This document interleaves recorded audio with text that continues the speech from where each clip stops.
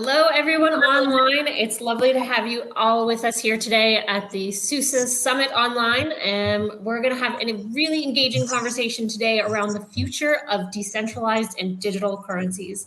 My name is Anne Connolly. I am faculty with the Questrom School of Business at Boston University, where I teach about blockchain for social impact. I've been in the blockchain space since about 2012, and my current passion is in and around decentralized governance structures and DAOs, and looking at how we can change the way that we actually organize as a society. I'm joined today with two incredible panelists. We've got Farzan Masani and Alex Gladstein. Farzan, would you like to introduce yourself? Sure, wonderful to be here. My name is Farzan Masani. I'm the co-founder and CEO of Valor.com. That's VALR.com. It's a great pleasure to be here. Valor is one of the largest trading platforms in Africa, the largest, some days largest Bitcoin trading platform in Africa, and other days our competition also gives us a run for our money. But it's a pleasure to be with all of you here. Alex, how about yourself? Hey, my name is Alex. I'm the Chief Strategy Officer of the Human Rights Foundation. We're a civil liberties organization that focuses on helping people who live under authoritarian societies worldwide. I also have been focusing on how Bitcoin relates to human rights over the last 5 years, doing a lot of speaking, research, writing, and traveling to see the impact of it. So happy to be here. That's great. Thank you both. Alex, why don't you kick it off and talk to us a little bit about what are digital currencies and how do they relate to crypto and blockchain? Sure. Well, I mean, most money in the world today is digital. If you just look at the total quantity of money that people use, deposit accounts vastly outnumber coins or notes, as does credit, as do the means through which people pay. So whether you live in China or London or Australia or Venezuela, it is highly likely you're paying for something digitally already, pre-Bitcoin, let's say. Let's say Bitcoin had never happened. We were headed down a track of digitization of all money, just in a very straightforwardly centralized way. That is inevitable. I mean, children born today aren't going to use paper money when they're older, no matter what country you live in. In 20 years, we're going to be living in an all digital monetary world. The problem that a group of activists called the cypherpunks, who came about in the late 80s, early 1990s, saw in this was that that would give the government unbelievable power. And we needed to find a way to make money that was digital, that did not have a centralized form of control, whether from its own creators, whether from governments or corporations. So there were experiments in the 90s to do this.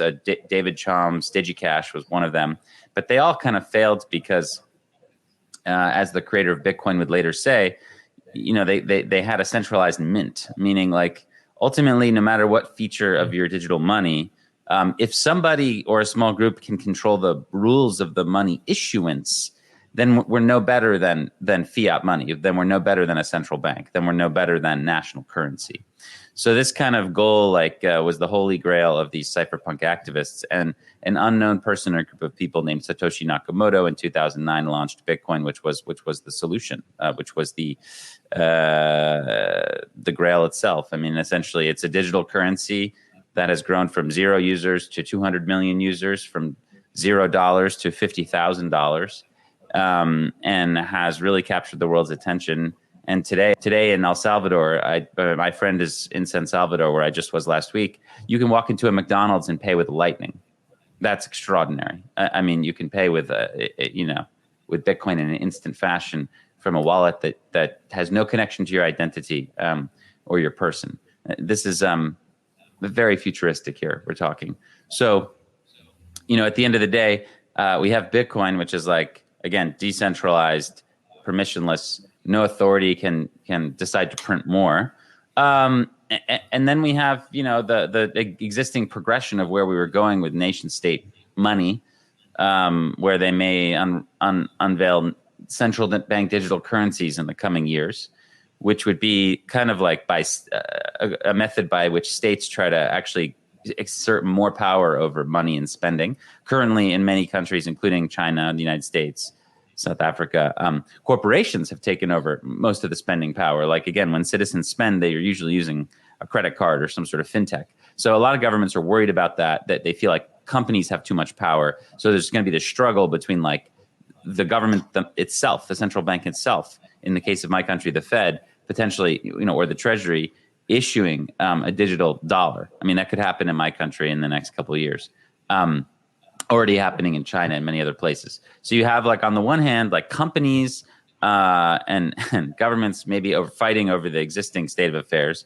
You have Bitcoin, and then you have this like long tail of all these other cryptocurrencies, which there's thousands of them. And the most popular ones beyond Bitcoin for use are actually something called stable coins. And those are like, I like to think of them as like more unregulated euro dollar. So euro dollar is a dollar that's created outside of the Federal Reserve System, perhaps by a bank in Europe. There are more euro dollars today than dollars in the world. And these exist for other people in the world to trade in dollars who don't have access to the American Central Bank. Stable coins are like that, but even more extreme. So a private organization is basically minting dollars. And the U.S. government is not that excited about this, and they're going after these people in a pretty aggressive way. So we'll have to see what happens. But that's my current assessment of the landscape. And I'm just glad we have Bitcoin, because if we didn't, we'd be pretty screwed. Yeah. So, I mean, clearly there's a lot going on in the world. You talked about El Salvador, talked about the United States. Farzam, I'm really keen to hear from you about how you see digital currencies playing out in the South African region, and where you think that's going to go, both on the cryptocurrency side and CBDCs, or central bank digital currencies. Yeah, sure. Yeah, I think just to continue a little bit on what Alex was talking about, is there is a real change that's happening. And you really, it's really imperative if you are to understand what crypto is, it's really important to understand the history of money. That's not crypto at all. And I think a lot of the people that are the crypto skeptics haven't really read the history or understand where money today comes from. And many of the things about the reality of traditional money, and when I say traditional money, government money that we have today, are surprising to many people when they learn about them. For example, the fact that a $100 bill is not backed by anything. It used to be backed by gold until 1971, and it's not backed by anything. It costs 15 cents to print. And yet you and I and everyone else around the world right now collectively believe that it's worth much more than that. So things are going to be changing. And I bring that kind of history up because today we live in a world where our money, the vast majority of our money, is based on the institution of a nation state, right? A country. Most of our money comes from a country, and in a few cases, a region like the euro, but that's also very new, like 20 odd years old. But I think what we're seeing is the fact that the nation state, which is only an entity itself that is about 400 years old, and it's only recently that the nation states have been issuing their own money. The concept of a nation state, to be quite honest, is crumbling quite rapidly, right? You look at our communications, you look at trade, you look at travel, and actually the borders between us are becoming more of a nuisance rather than an assistance to the progress of humanity. And so I think, if you look, it's very interesting to look back at the history of the world and how borders have changed on maps. And for us to think that those borders are going to stay the same in the future as to what they are today is a complete fallacy. And again, the reason I say that is that today, for the most part, because our money is based on that institution of the nation state, as nation states, the institutions within them start to crumble, we'll also start to see the very essence of money that's issued by a nation state start to fall by the wayside as well. Historically, we've kind of looked at places like Zimbabwe and said, gosh, those guys, they didn't know what they were doing, and no wonder their currency crashed. But I think that story is going to be a much more widespread story across nation states around the world. And then enter crypto, right? And why is it so special to kind of build upon what Alex talked about is the fact that this is an asset class that creates monetary value through the scarcity of digital assets that are not controlled by any particular nation, state, community, or person. And they are as swift as an email for the most part. And when you think about that, and you think about how small the world has become over the last couple of decades with the advent of the internet, what's been missing is the advent of some type of money over IP or some type of native internet currency that will work with this globalized kind of world that we're living in.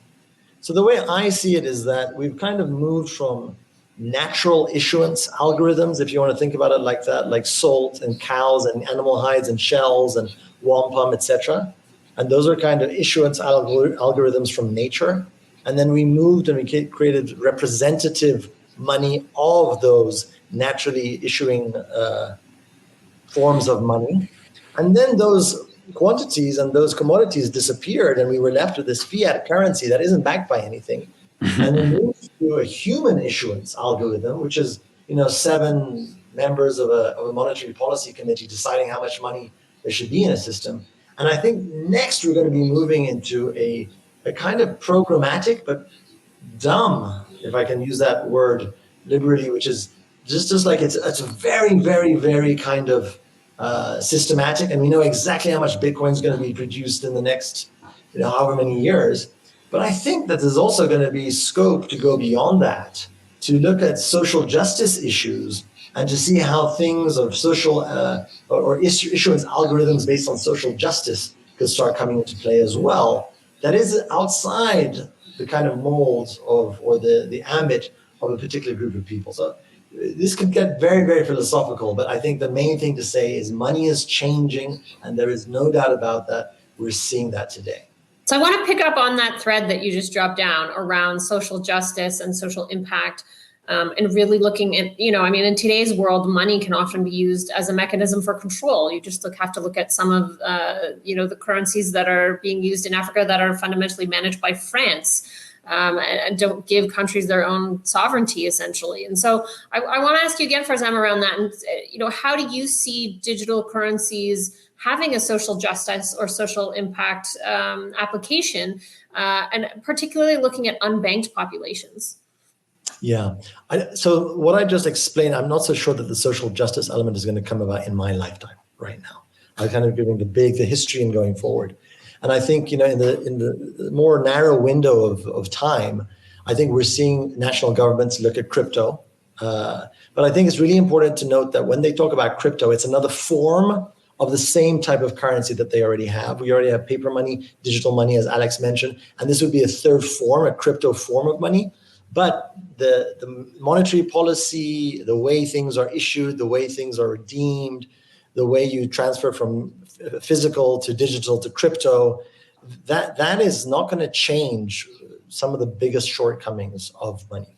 So to come to your question kind of about like social justice right now, I think that, particularly all the nation states are trying this out, and we're going to still have a lot of kind of experimentation, both in the crypto space and in the non-crypto space of when I say the non-crypto, I'm talking about the non-decentralized crypto space. And I think what is imperative right now is when we talk about social justice still today, and El Salvador is a case in point, remittances often cost as much as 20% of the actual value that's being remitted that gets taken by intermediaries. Now, I think that's completely socially unjust. And so that needs to change. To be honest, that doesn't need crypto to change, but vested interests in the current space that have kind of been going after the maximization of profit at all cost have kind of created an opening for a new system to come in, to be built, to address the issues that are very prevalent in our current system, so that new systems can bring about more justice, prices can go down, commerce can increase, and the advancement of humanity is something that can kind of proceed uninhibited. So that's kind of a high level kind of answer to that question about social justice and where we are with money.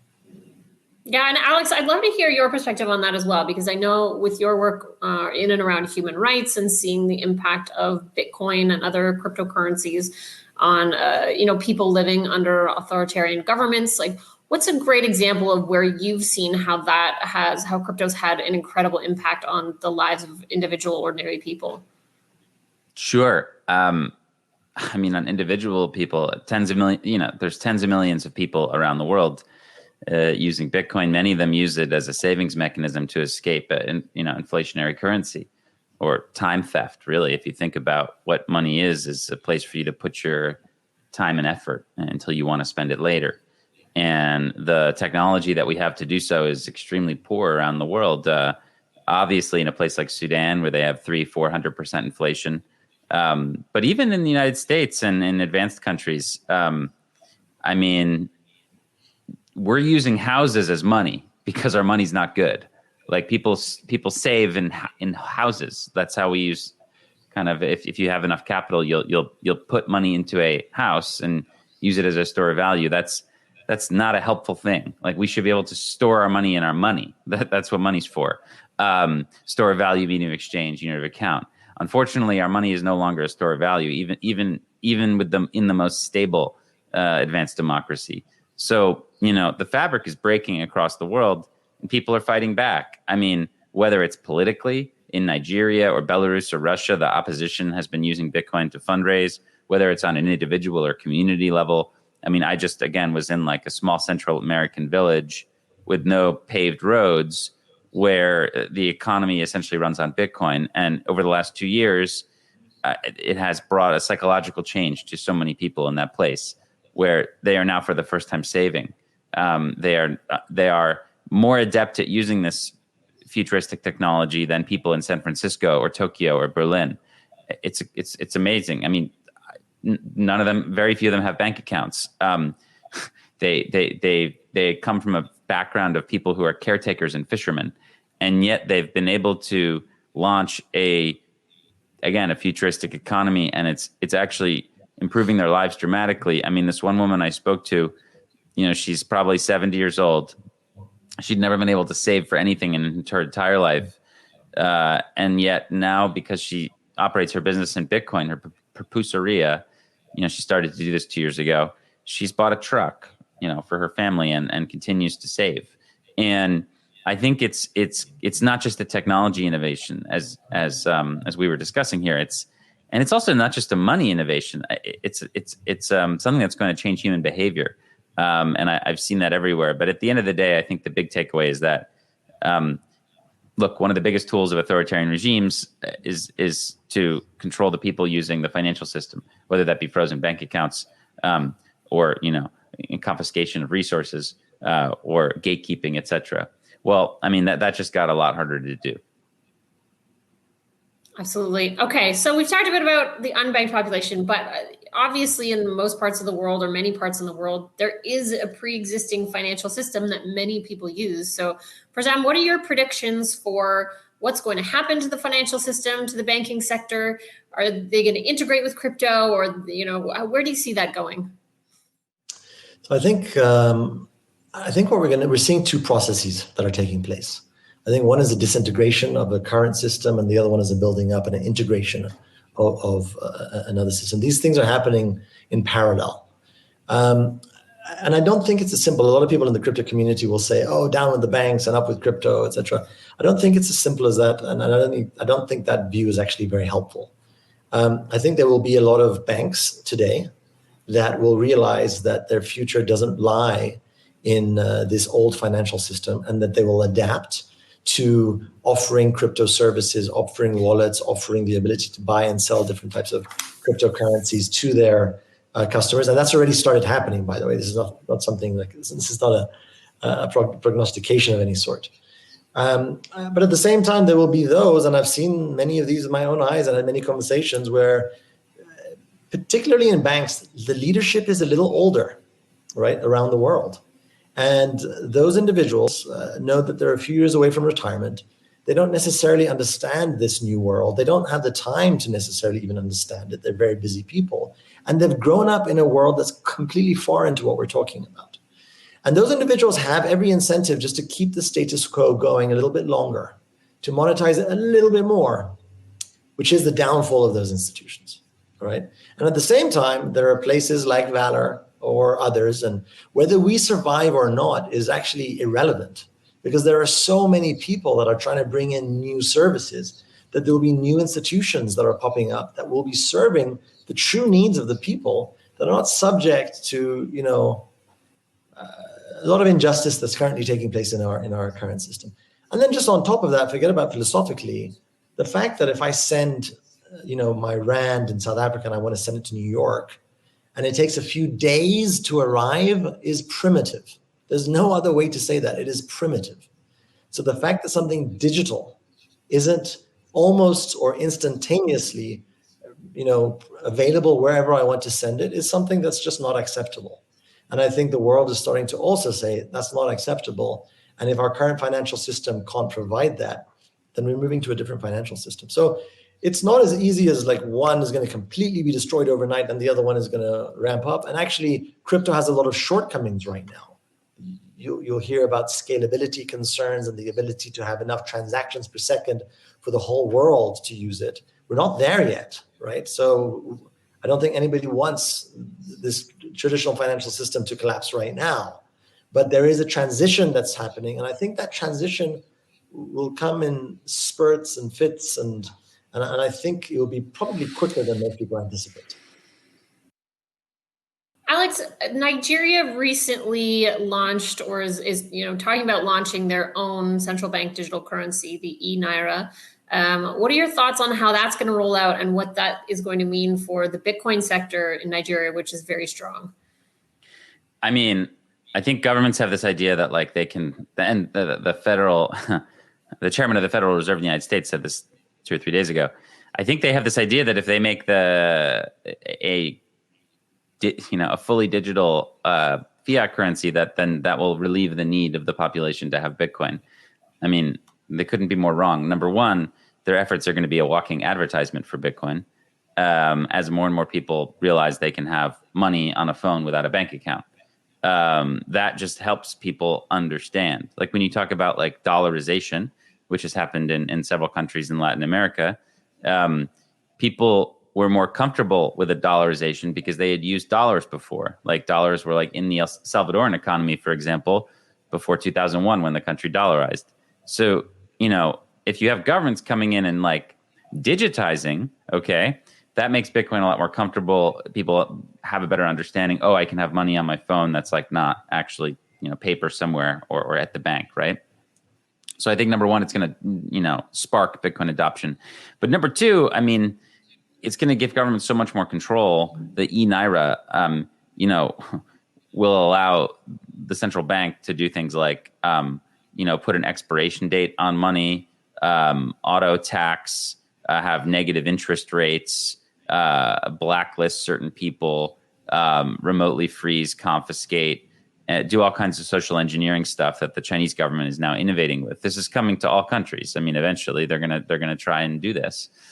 And we have very little public policy tools to fight back. I mean, in America, we have an extremely wealthy sort of cryptocurrency industry, and they failed to, stop undue regulations in the sector a month ago or something like that. And we're talking about billionaires, like tons of them, and they can't. It's very tough to stop policy when the government is sort of built on that policy.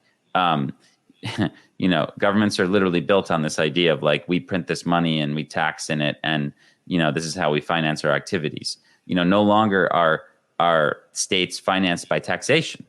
I mean, we do debt monetization. I mean, if you just look at the balance sheet of the Central Bank of the United States over the last 5-10 years, it's extraordinary. That's not coming from taxes. It's coming from debt monetization. So, governments they're going to see Bitcoin eventually as a threat. And they've started to grok that, and they're starting to try and figure out what to do. And their solution, ironically, of making their own competitor, I think is going to fail pretty miserably because it's just not going to be as good. In the future, maybe you'll have e-Naira as like something you may like trade just for daytime use for groceries and stuff. But like you're not going to want to save in it. Maybe even for a day or two. I think you're going to want to keep your value in something that governments can't abuse. So it's going to be interesting to see how it goes. Well, with that, I want to ask you one final question to the both of you. I will start with you, Alex. If you could give one piece of advice to the South African government as it relates to the future of crypto and central bank digital currencies, what would it be? Oh, 100%. Start mining Bitcoin with your renewable resources. So right now, the South African grid is like almost 90% fossil fuel based. This is terrible for the environment. They have very little incentive to change that. However, if they started to seed projects that can take advantage of South Africa's vast solar, wind, hydro resources, and we're talking regionally here, other countries, as you go up into Africa, north and east, you start to get a lot of geothermal. There's even experimental, tidal type stuff going on. The problem with a lot of these projects is that the OpEx is very expensive. Like the CapEx is fine. You can get investors to pay for it, but like after you've built the farm, the wind farm or solar farm or whatever, it's hard to like connect the grid up to it. So it takes time, and then some of these projects eventually fall into disuse. So Bitcoin is like a bootstrap. So you can build one of these renewable energy farms and just start mining Bitcoin on it, and then that can finance the rollout and the connection of the rest of the grid. So I firmly believe that Bitcoin is like very powerful for the environment and can help South Africa transition from a extremely fossil fuel based grid to one that's a green grid. That's great. I like that. Farzam, how about you? What piece of advice would you give the government? It doesn't have to do with crypto, but it actually has to do with the current regulations that we currently have, which is exchange control regulations. So for those that don't know, South Africa has regulations that were established in 1961, so 60 years old. And these regulations really start talking about offshore and onshore money and start limiting the ability for people to take money on and offshore, and even rands. You're only allowed to take X amount of rands because it's viewed as externalization when you buy dollars. But from a macro perspective, you can't take rands out of the country. You can't take digital rands out of the country. Digital rands live on commercial banks' balance sheets, which are plugged into the central bank, which have the reserves. And so technically, from a macro perspective, we're living in this kind of a weird place where we've got 60-year-old regulations that don't serve any purpose and hinder tremendously the development of not just the area of and the topic that we're talking about, but all sorts of business. So I would say get rid of exchange control immediately. Open up the flows between South Africa and the rest of the world. Allow capital to come in freely. Allow it for it to go out freely. And by doing that, you will spur the growth of this nation, the growth of the entrepreneurs, the growth of the startups. Right now, I can tell you that many startups are looking at, even in South Africa, how can they set up base offshore so that taxes in certain ways can be offshore, capital offshore, IP offshore, etc. That's a horrible way to kind of market your country. So I would say get rid of that. And then, and by the way, that causes a lot of problems for cryptocurrency, because the government is in the middle of kind of debating whether crypto is on or offshore. That's a totally, useless argument to have. So that's my one piece of advice. That's great. Well, if I can give one piece of advice to all of you who are listening today, it's go out and buy your first dollar's worth of Bitcoin. You don't have to invest your whole life savings. Just go spend an evening, spend some time learning more about it, learning how to get a wallet, how to use an exchange. And I really encourage you to do this. I think you're going to love it. And I think you're going to be really excited to become a part of the Bitcoin and the digital currency community. So I would recommend Valor, of course, because that's a great option for South Africans. And yeah, I want to thank both of you for joining us today. This was a great conversation, and I hope you all enjoy the rest of the online summit. Thank you so much. Bye-bye. Bye. Thank you.